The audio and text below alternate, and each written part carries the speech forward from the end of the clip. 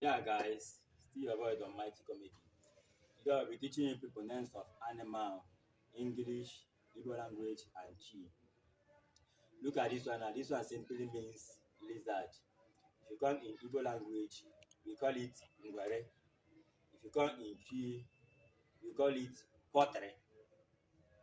Look at this one now. This one simply means cockroach. If you come in Igbo language, we call them ochicha. If you come in Chi, we call it nkapere. Look at this one. This one simply means rat.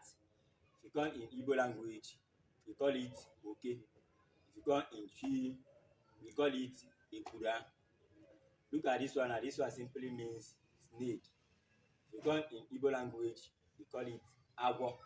If you come in Chi, we call it wowo. That's all for today, guys. If today is your first time watching my video, kindly follow me up, like and comment, share for me. Love you guys.